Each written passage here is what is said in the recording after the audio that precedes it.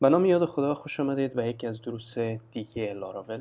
امروز میایم بعضی از کامنت های دوستای ما را که بعضی چیزهای را خواسته بودن اونا را عملی میکنیم. که یک دوست ما این قسمت خواسته بودن که اینمی API را که ما جور کرده میره در یک قالب کراد اما در یک موبایل اپلیکیشن استفاده کنیم که اول موبایل اپلیکیشن باید لاگین شه و بعد از او اینمی دیتایی را که مثلا ما پست داریم اونمو را بتونیم رید کنیم، کرییت کنیم، اپدیت کنیم و دیلیت کنیم. چون که اینجا گفته که ما توسط پستمن نفهمیدیم، یعنی درست کاربرد اینمی API را نفهمیدیم.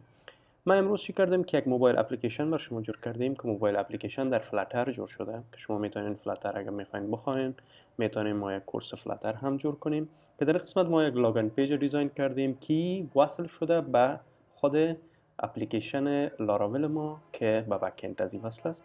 در قسمت اول لاگین پیج داریم که اون از امو API لاگین که ما داشتیم اون از امو استفاده کرده و چی میشه به بک‌اند از این لاگین میشه و میبینیم دیتابیس ما دیتابیس بلاگ پست و اینجا اینمی ایمیل app@me.com لاگین میکنم.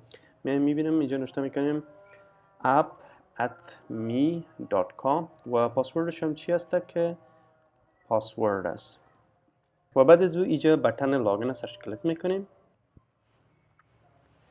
بعد از اینکه اپلیکیشن لاگین شد شما میتونید ببینید که اینجا اول های بعد از اون نام یوزر نیم نوشته است که این یوزر نیم خود اونم یوزر که لاگین شدیم و بعد از اینجا یک دانه پست نشان داد. اگر ما بریم در قسمت شما میبینید که اینجا نیو پست داریم.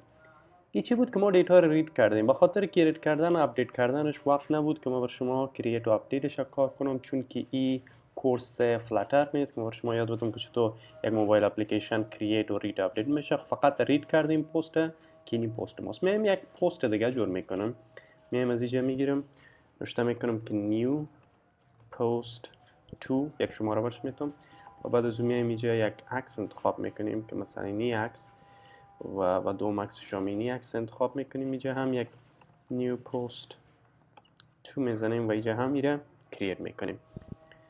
وقتی که را سابمیت کردیم میایم حال چی میکنیم که اپلیکیشن ما را یک ریفرش میکنیم که دیتای جدید برش بیاید. اینا شما حالا میتونید ببینید که پست دوم ما همچنان آمد. اینی طریقه بود که ما چطور توسط API یک موبایل اپلیکیشن و یا هم یک فرانت اند اپلیکیشن به بک‌اند لاراول ما وصل کنیم. اگر ما بیایم کد از این فلاتر بر شما کم تشریح کنم، میایم در قسمت در کد اول قسمت داریم صفحه لاگین اسکرین. در قسمت صفحه لاگین اسکرین چی کردیم؟ اینجا یک اینپوت داریم که از ایمیل هست، یک تک باکس هست و یکی از پاسورد هست تک باکس و بعد از اون که اینجا بالای بتن لاگین کلیک میشه چی میکنه؟ امی فرم سابمیت میکنه.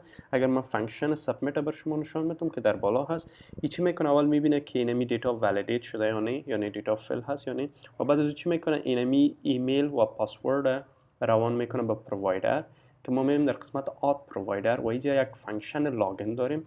ما اینمی ایمیل و پاسورد روان میکنم به کجا؟ به بک‌اند. به بک‌اند یعنی در اونمو API که ما جور کرده بودیم که API لاگین بود. اگر ما بریم قسمت اینی لاگین هست و در API لاگین روان میکنم.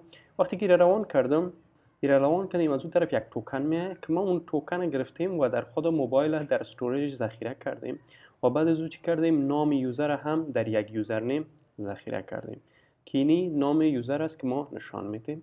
اینجا چی شد که یوزر لاگین شد و امو توکنش ذخیره کردم یک جای پیش خود که بتونم توسط از او پست ها را بگیرم.